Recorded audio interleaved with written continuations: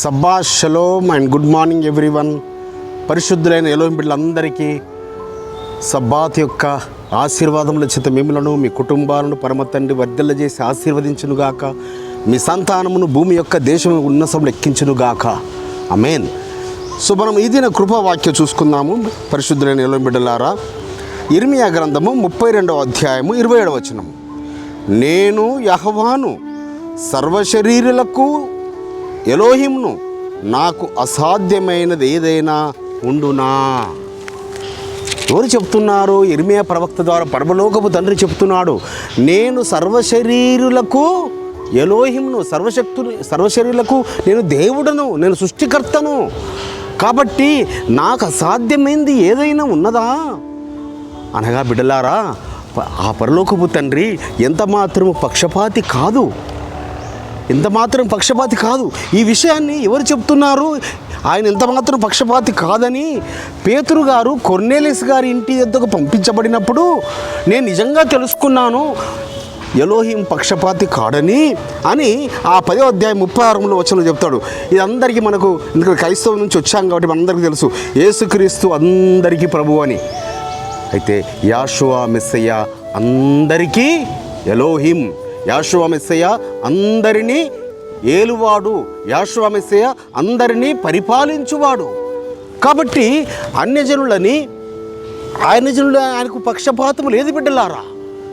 అయితే ఎవరైతే నిజమైన భయభక్తులు కలిగి ఉన్నారో వారు అన్యజనులైనా, వారు ఏ ప్రాంత ప్రజలైనా వారి యొద్దకు సువార్తను ఆయన్నే పంపిస్తాడు. కొర్నేలియస్ గారి యొక్క ఇంటి యొద్దకు ఎలా పంపించారో, అయితే ఇజ్రాయిల్ పక్షాన ఆయన చెప్తున్నాడు, సో నా ప్రజలను నేను విడిచిపెట్టేవాడిని కాదు. నాకు అసాధ్యమైనది ఏదన్నా ఉందా? ఎర్ర సముద్రంను పాయలుగా చేశాను, ఆ యోర్దాన్ నదిని రివర్స్గా ప్రవహింపజేసి 6 నెలల మీద వారిని నడిపించాను. కాబట్టి నాకు అసాధ్యమైనది ఏది లేదు. మనల్ని రక్షించడానికి కూడా మన యొక్క శ్రమలలో, మన బాధలలో, మన వేదనలలో, మన దుఃఖంలో, మన కష్టాలలో ఆయనకు అసాధ్యమైనది ఏది లేదు బిడ్డలారా.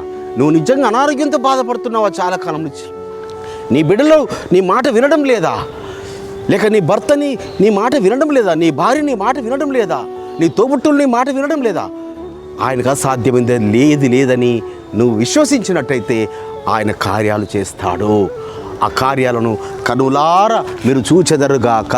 ఆమేన్. ప్రార్థన చేసుకుందాం. పరిశుద్ధుడైన తండ్రి, అబ్రహాం, ఇస్సాకు, యాకోబుల ఎలోహిం, అవును నాయన, మీకు అసాధ్యమైంది ఏదీ లేదని ఇజ్రాయెల్ ప్రజల ఎడలు మాత్రమే కాదు, సర్వ భూప్రపంచంలోని జనులందరికీ చెప్తున్నారు. ఆ విధంగా అన్ని జనులమైన మమ్మలను కూడా మీరు జ్ఞాపకం చేసుకున్నందుకు స్తోత్రమును చెల్లిస్తూ నజరుడైన యెహోవా మెస్సీయ నామమున స్తుతించి ప్రార్థించి వేడుకుంటున్నాం పరమ తండ్రి. మన పరలోకపు తండ్రియు, మన రక్షకుడును విమోచకుడును నజరేయుడైన యెహోవా మెస్సీయ వారి దివ్య సముఖము నుంచి మీకు, మీ కుటుంబాలకు, మీ వంశాలకు శాంతి, సమాధానము, కృపయు నిరంతరము నిలిచి ఉండునుగాక. ఆమేన్.